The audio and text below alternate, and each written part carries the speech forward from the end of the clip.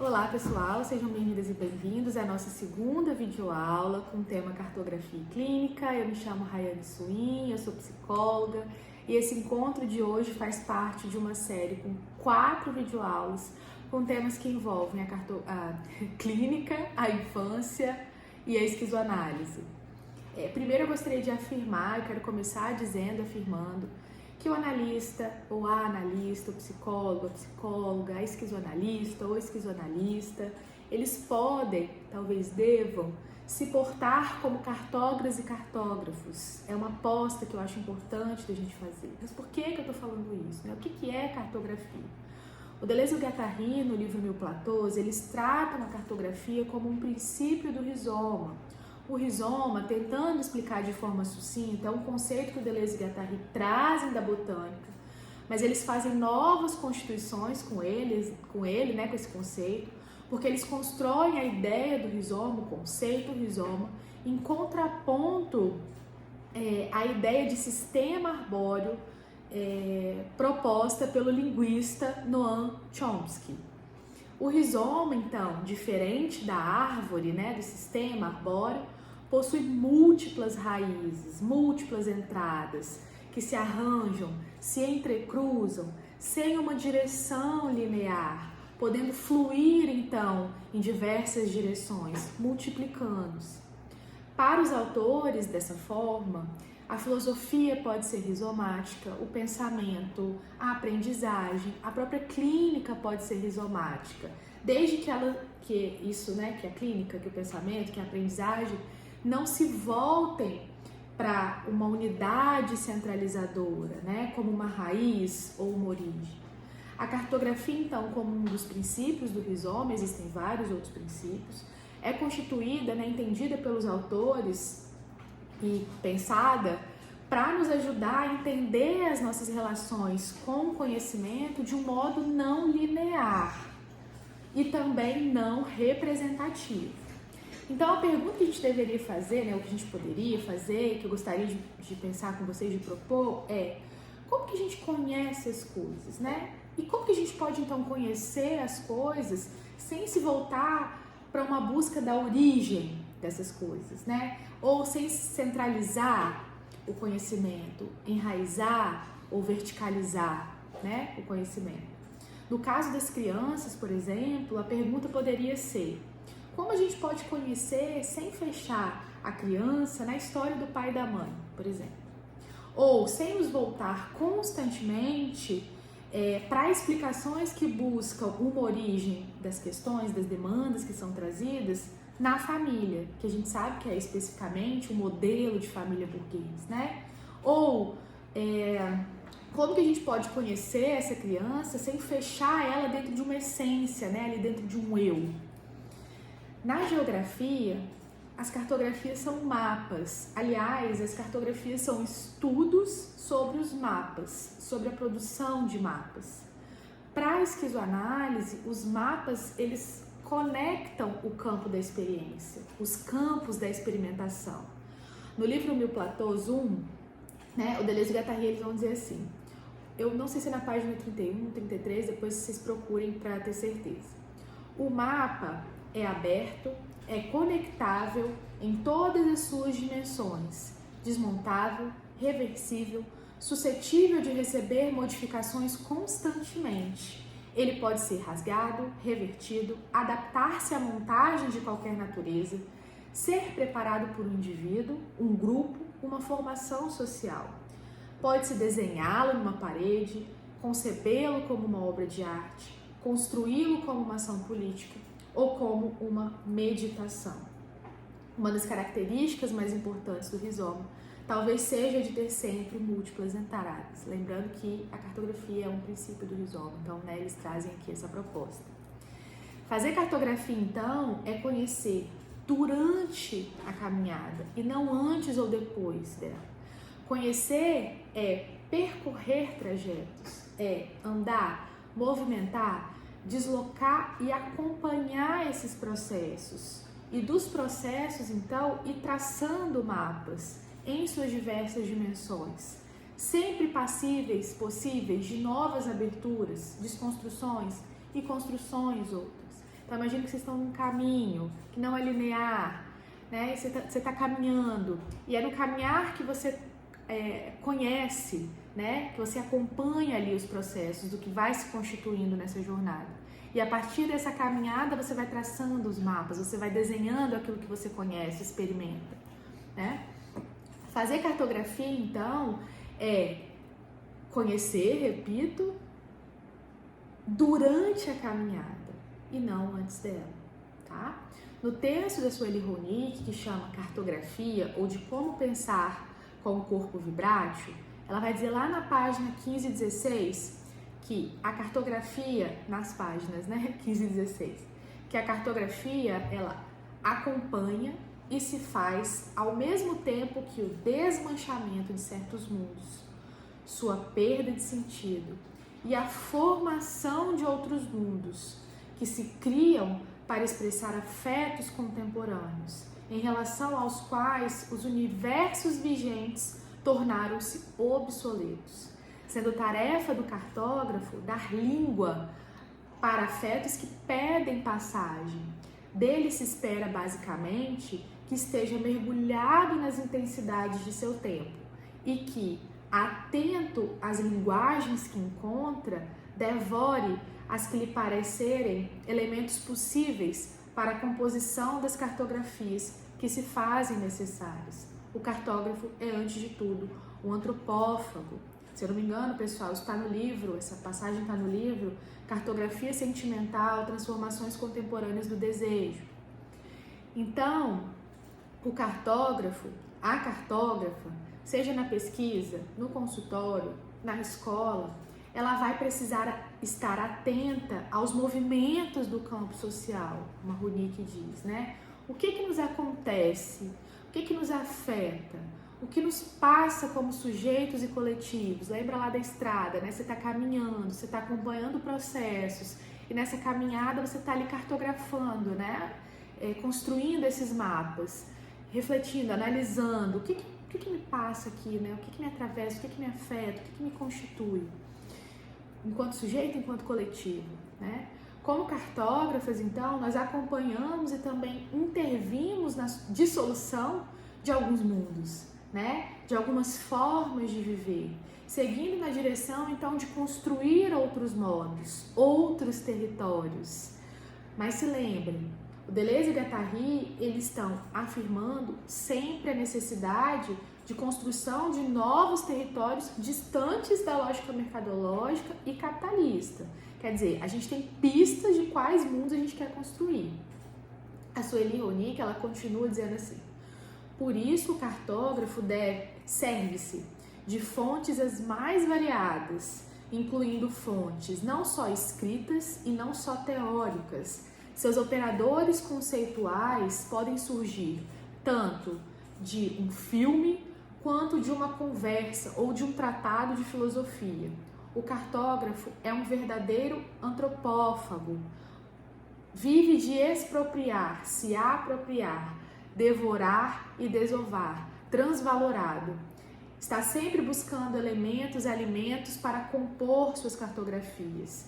Este é o critério de suas escolhas, descobrir que matérias de expressão misturadas a quais outras, que composições de linguagem favorecem a passagem das intensidades que percorrem o seu corpo no encontro com os corpos que pretende entender. Olha como isso é potente e interessante, pessoal. A cartografia, ela é uma postura, ela é uma sensibilidade, é um modo de se posicionar no mundo, como esquizoanalista, talvez, né? Mesmo que nem todo esquizoanalista seja cartógrafo ou cartógrafa, né? Porque a cartografia, como uma sensibilidade, ela não está subordinada a uma abordagem ou uma linha teórica, mas um modo de fazer, né? Desse modo, pensando na clínica no consultório, lembrando que a clínica não se restringe ao consultório. Pensando então na clínica esquizo, a pergunta que a gente pode fazer é: a quais matérias de expressão nós devemos então nos articular para expressar afetos, para desmanchar ou construir novos mundos não hegemônicos, mundos não serializados? Sobre a clínica, eu acho importante, né, imprescindível a gente dizer algumas coisas também. No cotidiano, a gente costuma vincular a clínica ao consultório particular. Então, a gente costuma dizer que o psicólogo clínico é quem trabalha no consultório particular. Mas eu gostaria de ampliar um pouco esse lugar, essa perspectiva, para que a gente pudesse entender a clínica de uma forma mais ampliada. Existem muitos trabalhos sobre clínica e a esquizoanálise, né? Mas eu queria rapidamente citar dois que eu já venho citando há algum tempo, em outros encontros, né? Lives, aulas, enfim, que é a dissertação do Rafael Adaime, que chama Clínica Experimental, Programa para Máquinas Desejantes, de 2007, e um texto da professora Leila Domingues Machado, que chama O que Chamamos de Clínica, que também é de 2007. Então, inspirada aí pelo Rafael, pela Leila, pelo Guattari, pelo Deleuze, eu queria propor que a gente pudesse pensar a clínica como um exercício do pensamento-corpo, lembrando que estão aí imbricados, que nos tira, então, de lugares cômodos, né? E nos move aí pela incerteza do mundo.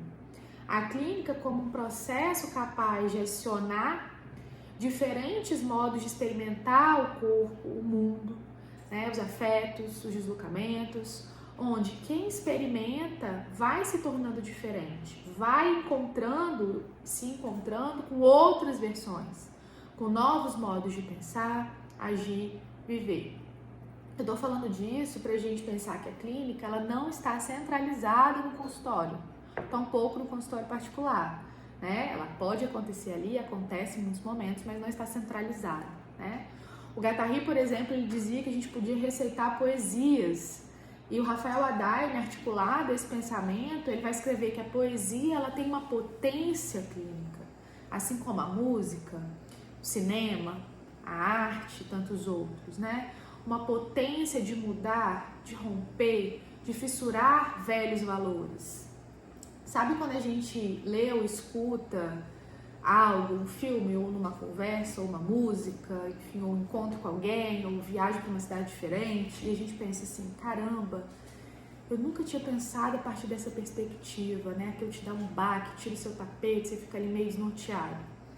Então, é um pouco nesse sentido, né? Essa potência clínica de te deslocar de um lugar comum. Então, o que existem, né? A gente vai pensar a partir daí, são potências clínicas que podem se articular, que podem acontecer juntas, como a poesia e a psicoterapia, por exemplo, como a música e a poesia, como a psicoterapia e o cinema. E esses estilos de clínica, quando acontecem juntos, no sentido de ampliar a experiência ainda mais, a experimentação, né? Eles podem modificar o analista, o analisando, o paciente, o terapeuta, etc. Acho que é importante a gente ampliar esse conceito de clínica para fazer com que ele possa transitar, né, por outros territórios. E para dizer que a gente pode fazer um tanto de estilo de clínica dialogar, né? Tornando o espaço da psicoterapia ainda mais potente. Então, se a gente mistura, traz para perto, né, da psicoterapia, a arte, a música, o cinema, a poesia, esses estilos de clínica vão se unindo e tornando a psicoterapia mais potente. Podem, né, tornar. Pensando então a clínica, né, a partir dessa mistura que nos desloca, né, e em nós como cartógrafas e cartógrafos, vale perguntar quais elementos em composição podem permitir a construção de novas sensibilidades, novos sentidos, novos gestos, outros territórios em nossas práticas. Então, o que a gente consegue mobilizar ali na nossa prática que pode produzir essas novas sensibilidades, né? Pode ser uma música, um filme, uma conversa, desenhar, pintar, escrever, ler, dançar. Essas são possíveis matérias de expressão, são possíveis elementos que podem fazer essa função de abrir caminho para o nascimento de afetos ou afetações, né? E expressões outras. Quando a gente atua com crianças, pode parecer desafiador fazer essa função de articular essas matérias de expressão e acompanhar processos de nascimento, né, e desmanchamento de mundos, como diz a Ronick. Talvez principalmente porque nós vivemos uma série de exigências contemporâneas que preferem a resolutividade imediata que a experiência, por exemplo. O mundo contemporâneo, capitalista, que é o mundo que a gente vive, tá, gente? Isso não é novidade, né? Prefere a fórmula pronta e aplicável, superficial, né? Com certo tipo ali de resultado que pode ser previsto, que a poesia, do que a intensidade, né? Que é a diferença. Porque a poesia, a intensidade, a diferença, elas exigem uma contemplação num outro tempo, que não é lucrativo. A experiência, né, exige estar ali encarnado num outro espaço-tempo, que não é previsível, que não é produtivista.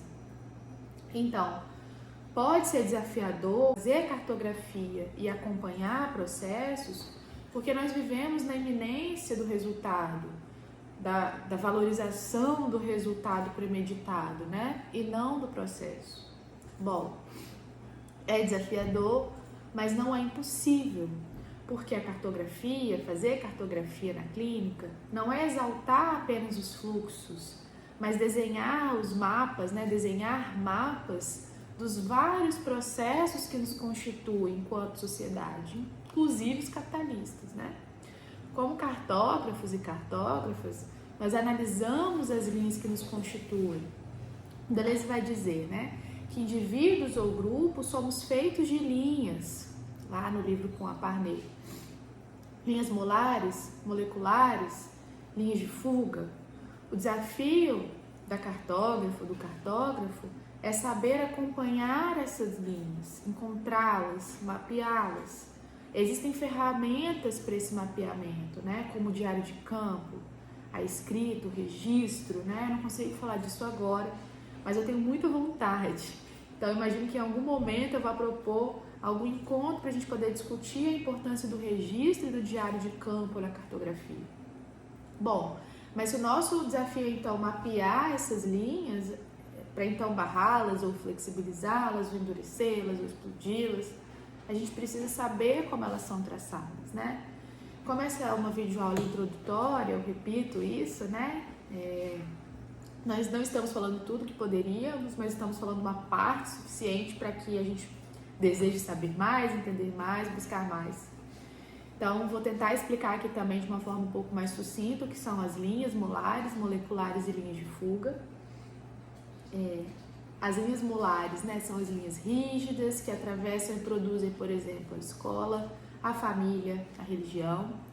São linhas de contorno, né, e a gente não está dizendo se são boas ou se são ruins, mas são linhas duras de contorno, são linhas rígidas. Nós temos as linhas moleculares, que de algum modo flexibilizam as linhas molares, né, fissuram, molecularizam essas linhas. São linhas flexíveis, né, linhas fluidas. Temos as linhas de fuga, que são imprevisíveis, né, por intensidade, linhas de criação, de invenção. Novamente, na clínica com crianças, nós constituímos molaridade, né?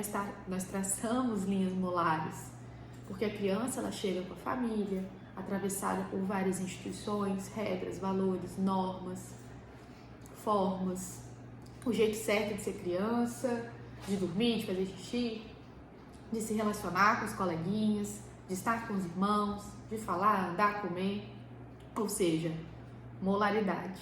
Bom, mas aí a gente pode flexibilizar essas estruturas, né? A gente pode afirmar, por exemplo, que não existe um jeito certo de ser criança, a gente pode dizer da importância de respeitar o processo, de contemplar, a gente pode criar alianças com a criança e não impedir que ela diga, né, se expresse. A gente pode criar espaços de expressão, então, fora da curva.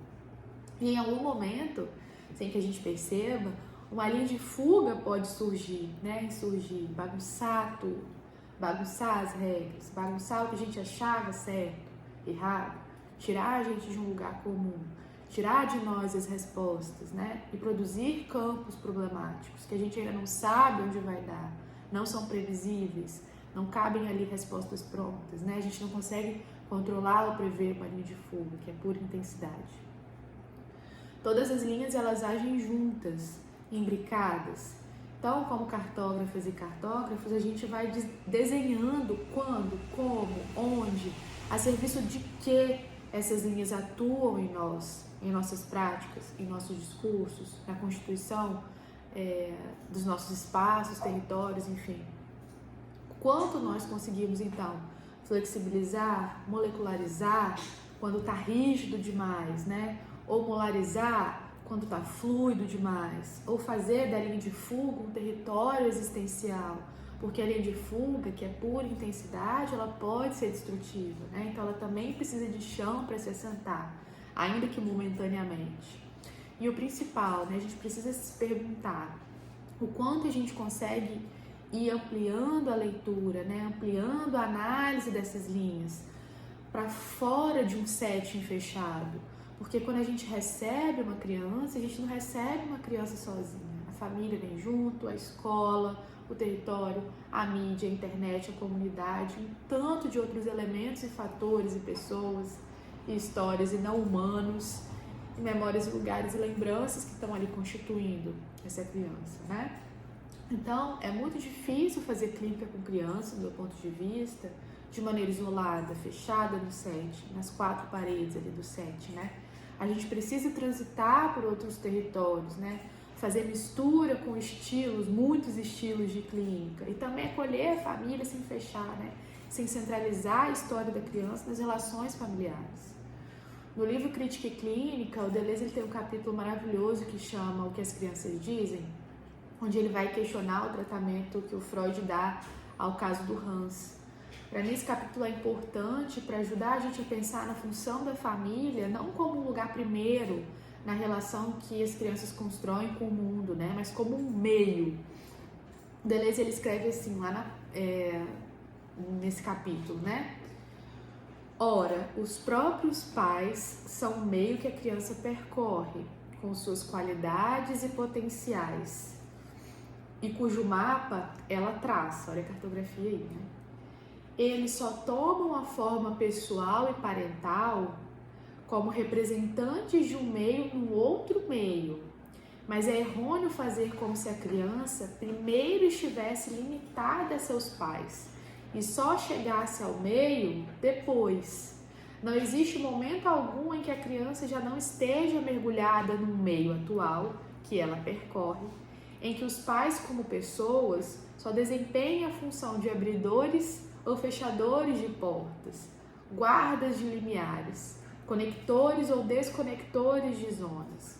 Os pais estão sempre em posição no mundo em que não deriva dele. Esse trechinho está lá no Crítica e Clínica, no capítulo O que as Crianças Dizem. Então, eu imagino que daqui a gente consiga pensar na função que a gente pode dar para a família, para os responsáveis na clínica com crianças. Esse é um importante deslocamento, né, pessoal? Não limitar a criança aos pais, as interpretações que vinculem seus comportamentos aos pais. A gente pode tentar perceber, ver os responsáveis como um meio, né? Eu acho até divertido, brincante fazer essa análise, porque quando você faz ela dessa forma, você pode começar a tentar entender quais portas, então, os pais abrem e fecham, né? Quais mapas eles constroem com as crianças, o que eles conectam ou desconectam e como a gente pode interferir aí. E eu vou estender isso para a adultidade também, para nós, adultos, psicólogos, psicanalistas, professores e demais especialistas, né? Porque nós também ocupamos, fazemos a função de abridores e fechadores de portas, de mapas e de sentidos com as crianças. Acho importante a gente se incluir aí, porque a cartografia, ela exige uma análise de si mesmo, de nós mesmos, das nossas práticas, na relação que a gente constrói com a criança, com o território, com os dispositivos e com os discursos. Então, para finalizar, porque já está bem grande essa aula, né? Eu acho imprescindível que a gente faça esse registro e o acompanhamento dessas linhas, que a gente interrogue, então, o quanto conhece o território que a criança percorre no seu dia a dia, como que ela percorre, quais meios, o quanto a gente conhece da escola que a criança frequenta, como ela circula nessa escola, quais mapas ela compõe. E assim, ir construindo essa cartografia dos trajetos, né, dos afetos e dos deslocamentos, Não deixando de pensar como a gente pode contribuir, então, como especialista, para ampliar esses trajetos, afetos e deslocamentos, né? Um corpo muito burocratizado, muito institucionalizado, pode ter perdido a capacidade, mesmo que momentaneamente, de se conectar com essas matérias de expressão. Esse corpo, ele pode ter perdido a sensibilidade, perdido a capacidade de se afetar, de sentir, de experimentar. Então a gente precisa se interrogar como que o corpo do analisando, né, da criança ali, pensando na criança, mas também do analisando adulto, compondo com uma música, com um filme, um desenho, uma pintura, um canto, uma dança, enfim, como que esse corpo pode se conectar com outros corpos, né? Como essas matérias, esses elementos podem fazer a vida acontecer na direção da alegria, da liberdade, da potência, longe das referências de vida dominantes, mercadológicas, né? Eu gosto sempre de frisar isso. Façam exercício se vocês quiserem, né? E quando puderem. Vou dar uma sugestão para vocês aqui. Escrevam um caso, uma história clínica de vocês, com uma criança ou um adulto, do jeito que vocês preferirem. Tentem ir, né, na construção desse caso, dessa cartografia, encontrando então, narrando, escrevendo, dizendo sobre as linhas duras, as linhas moleculares, as linhas de fuga que vão se formando. Cartografem as linhas de expressão, de passagem, de ruptura, de contorno. Analisem como vocês interviram na constituição dessas linhas, né? A quais matérias de expressão vocês se aliaram. O que causou surpresa nesse caso, né? Nessa história clínica? O que causou incômodo? O que endureceu o processo, enrijeceu? O que liberou? O que fortaleceu a lógica hegemônica e capitalista? O que combateu, embateu essa mesma lógica? Façam esse exercício se vocês puderem. Depois, se vocês quiserem me contar, me procurem lá no Instagram, Esquizodevir Criança, pra gente ver a melhor forma de fazer isso, tá? Um abraço para vocês. Obrigada por terem ficado até aqui. Até a próxima.